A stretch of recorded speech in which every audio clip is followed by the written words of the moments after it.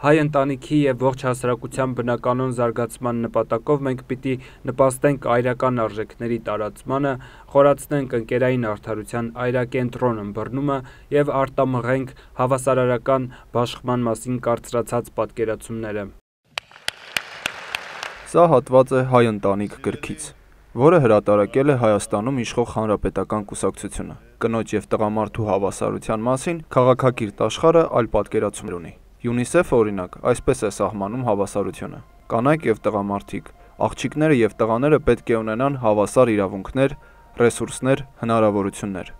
Իսկ ՄԱԿ-ի բնակչության հիմնադրամը պնդում է, որ գենդերային հավասարությունը նպաստում է ավելի շատ տնտեսական բարեկեցության եւ զարգացման եւ պետք է խրախուսել կանանց մասնակցությունը տնտեսական, քաղաքական եւ հասարակական կյանքում։ Էմպիրիկ փորձը ցույց է տալիս, որ այն երկրները, որտեղ խրախուսվում է հավասարությունը, տնտեսական եւ հասարակական զարգացման ավելի մեծ աստիճանի են հասել։ Համաշխարհային տնտեսական ֆորումի գենդերային անջրպետի համաշխարհային զեկույցում Հայաստանը 145 երկրների շարքում 105-րդ հորիզոնականում է։ Եվրոպայի եւ Կենտրոնական Ասիայի տարածաշրջանում վերջին երկրորդն է եւ առաջ է միայն Թուրքիայից։ Զեկույցում առաջին 4 տեղերը զբաղեցնում են Իսլանդիան, Նորվեգիան, Ֆինլանդիան եւ Շվեդիան։ Վերջին 4 տեղերում են Եմենը, Պակիստանը, Սիրիան եւ Չադը։ Հատկանշական է, որ որքան քիչ է գենդերային խտրականությունը որևէ երկրում, այնքան բարձր է բարեկեցության մակարդակը։ Այսպես առաջին 4 տեղերում գտնվող երկրներում մեկ շնչին ընկնող ՀՆԱ-ն աշխարհում ամենաբարձրներից է՝ տարեկան $52,000-ից մինչև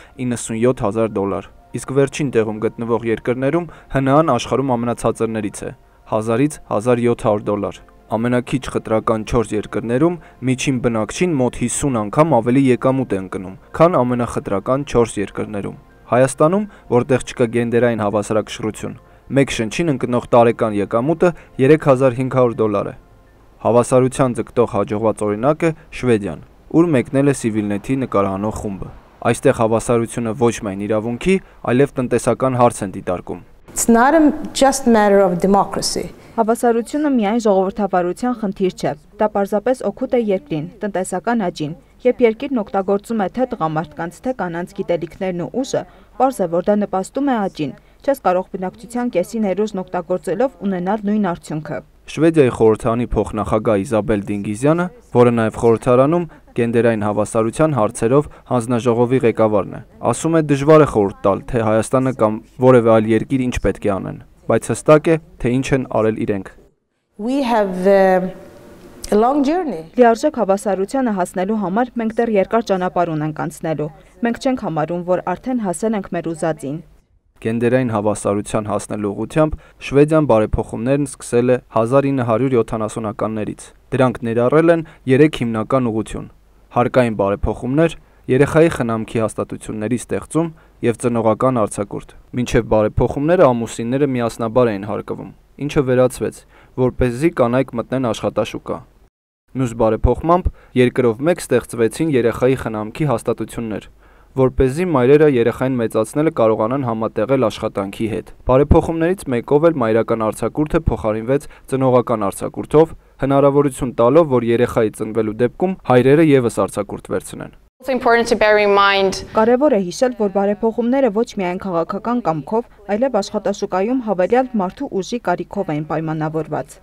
Հելենա Հագելբերգը Շվեդիայի առողջապահության եւ սոցիալնախարարությունից ասում է, որ բարեփոխումների շարժիչն են նաեւ կանանց հզոր շարժումներն ու հավասար հասարակություն ստեղծելու քաղաքական կամքը։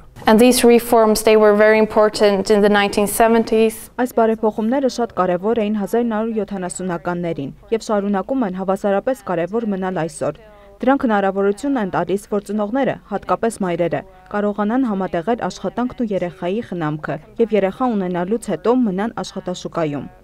Շվեդիան հայրական արձակուրդ սահմանած առաջին երկիրն է, որի օրինակին հետևել են մի շարք այլ երկրներ։ Parental leave is open in the same way to women and men. Երեխաներին մեծացնելը երկու ծնողների պատասխանատվությունն է՝ մոր եւ հոր։ Ուստի երեխայի ծնվելու դեպքում ծնողական արձակուրդը տարածվում է թե մոր, թե հոր վրա։ Անձամբ ես 6 ամիս տանն եմ եղել, երբ իմ երեխան ծնվել էր։ Ինձ համար դա նաեւ կուլտուրական նորմ է։ Շվեդ դիվանագետ Մարտին Հակստրոմն ընդգծում է, որ տարիներ են պահանջվել, մինչև այս բարեփոխումն իր արդյունքներն է տվել։ The men also want to be involved and this Տղամարդիկ նույնպես ցանկանում են մասնակիցը լինել երեխայի դաստիարակությանը, եւ դա մի բան է, որը տեղի ունեցել սերնդափոխության արդյունքում։ Դա նորմ չէր իմ երեխա ժամանակ։ Պետությունն այդ նորմը ներդնելու մասնակից է դարձել, ընդունելով օրենքներ, որպեսզի երեխային մեծացնելու ամբողջ բեռը չընկնի մեկ ծնողի վրա։ to one of the parents. Շվեդիայում այսօր խրախուսվում է կանանց մասնակցությունը երկրի հասարակական, քաղաքական եւ տնտեսական կյանքում։ Գենդերային հավասարությունը ներքին եւ արտաքին քաղաքականության օրակարգի առանցքում է։ Կառավարության 24 անդամներից 12-ը կին է։ Խորհրդարանի անդամների 44%-ն է կին։ Հայաստանում կառավարության 9 անդամներից 3-ն է կին, իսկ խորհրդարանում կանայք ընդամենը 10%-ն են կազմում։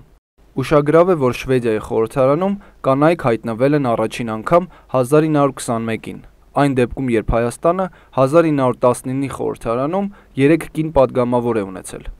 Կարեն Հարությունյան, Հակոբ Մանուկյան, Ստոկհոլմ, Շվեդիա։